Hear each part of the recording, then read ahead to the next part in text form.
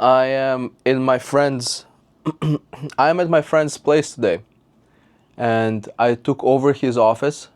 It's super comfortable, it's calm, and the lighting was pretty bad downstairs. You couldn't really see my face. And I think here is going to be pretty cool, and you can kind of see me, so it's nice. In this video, I want to talk about what brought me to this place today and talk about the topic that nobody wants to talk about, which is failing, and specifically failing in public, because that was the first catalyst that started off this journey. Me ending my relationship that I was not happy in, getting the job that I always wanted, losing the job that I always wanted, and being at peace with it, and starting a career in a field that I'm really passionate about and making money from the internet. I always wanted to be extremely raw and authentic with you, and that's why I wanted to make this video and talk about how it all started. So it all started right after COVID. So COVID just started, and I thought that I was the guy.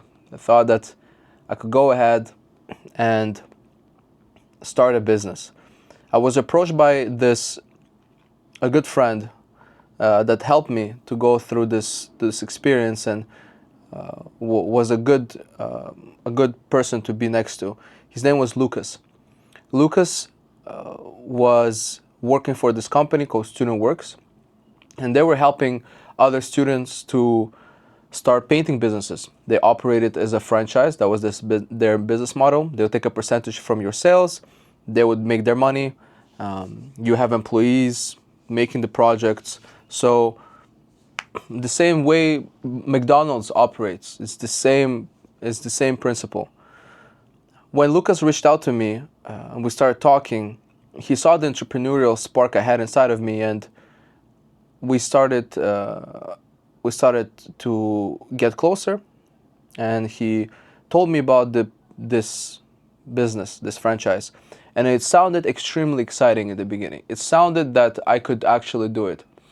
A lot of other students done it before while managing full-time studies. I was a full-time student. I was competing in business competitions in my school, and I told myself, okay, well, if they did it, I can do it as well. And when we started to work together, the idea was to set very high goals to make this achievable. The idea was that I actually completely agree with, is that you want to shoot for the stars. And by shooting for the stars, even if you don't achieve the stars, at least you got to the clouds, right?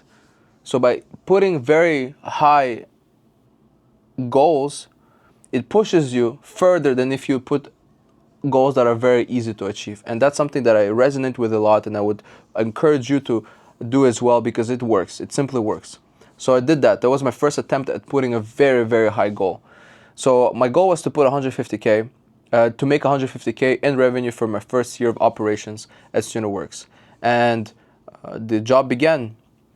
I made some mistakes when it comes to driving. I lost my license, and it was really hard to work with the projects and the territory I had. It was very difficult. It was far. It was in, whoever knows, Chateauguay. It was pretty far to go to Chateauguay.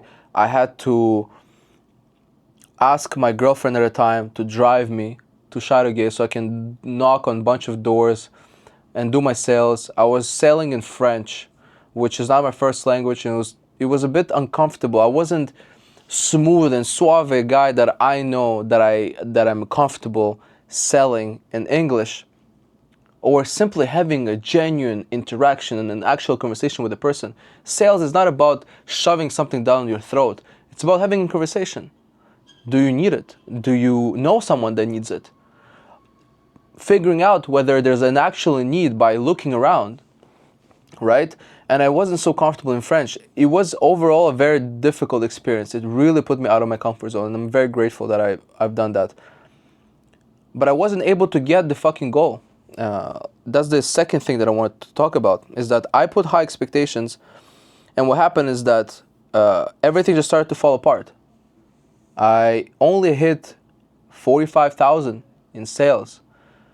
I had barely any employees. My sister was working with me.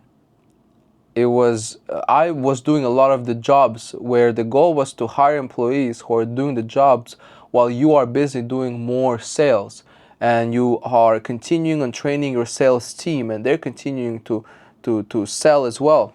And that was the goal, and I couldn't do it.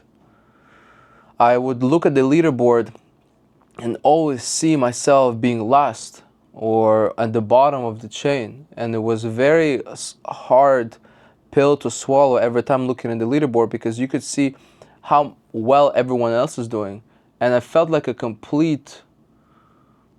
felt like I was a loser. I felt like I was just sucking at it so much, and I was trying hard. I was actually trying to make something out of it, but I just didn't get any feedback from it showing me that I'm actually doing a good job. I got some projects going, I had good clients, I had some employees that were good, some bad, some people came and went, and it was very difficult. It was not smooth at all. At one point I had to drive one of my painters with me every time, and she lived super far from my place, so I had to pick her up, like pick her up, which was extremely inconvenient for me, to bring her to the location where the painting job was done, which is extremely far as well. And I would spend so much money every single day on gas that all the money I made at the end of the year, it didn't even fucking matter. It didn't matter how much money I made, because I lost it all. I lost all of my money, and I think that I didn't understand the amount of work it took to actually run a very good business.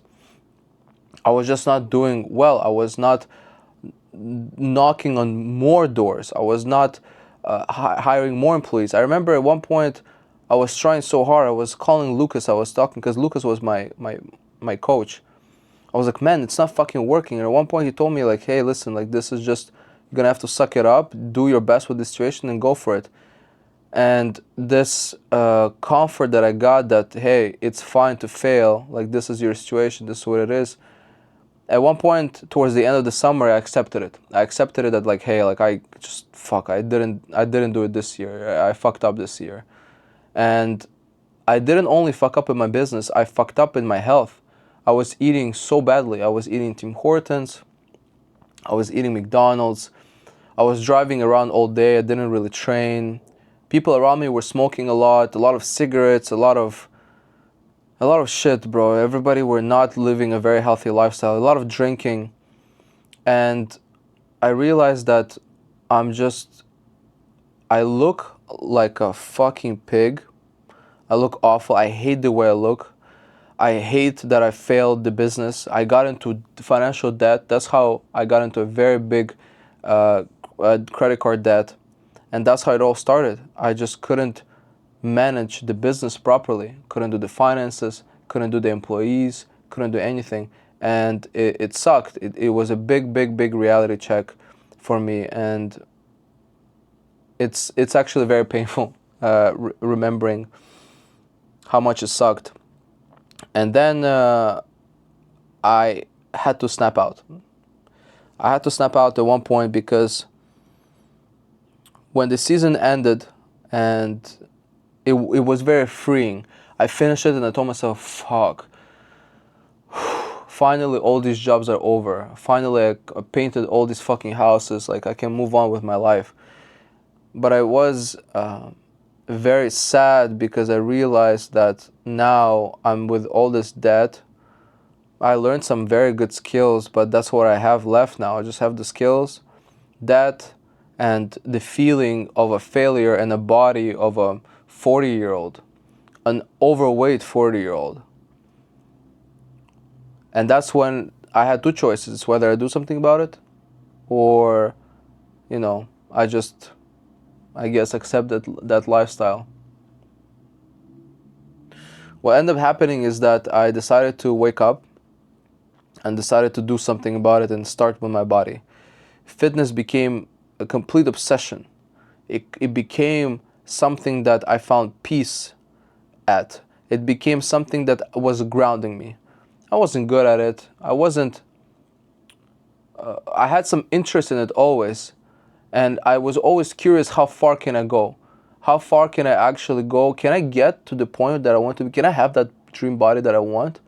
And it was always easy for me. It was simple for me to train, to work out. I was always curious with my physical capabilities. And that's why I kept pushing. I kept pushing, I kept pushing, and I finally got to the point where my body was, I felt comfortable in my skin. I was taking off my shirt without feeling like all this fat jiggling around me. I was constantly telling myself that I already have that body.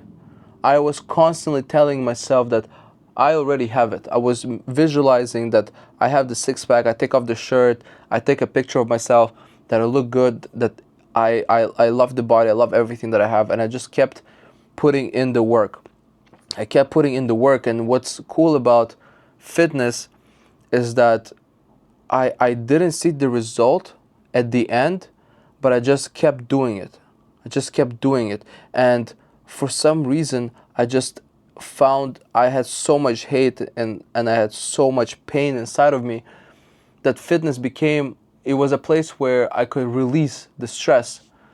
It's not like in the business where you go and you are putting in hours of knocking on doors, sending emails, doing the calls, getting rejected, and at the end of the day, you're like, oh, okay, that was awesome. What's cool about fitness and why fitness is so much easier than like running a business is that when you finish the workout, you tell yourself, ah, oh, that felt good. So even though it's hard at the beginning to get yourself to the gym, at the end, you have this relief and you're like, oh man, this was awesome. What was harder was the food. And when I found that the meals that are simply easy to cook, they're easy to make, that's when my life changed. And that's when I was able to make the crazy meals that I'm making right now, that you guys all have access to it. And if you don't, just comment in this video and I'll send it to you.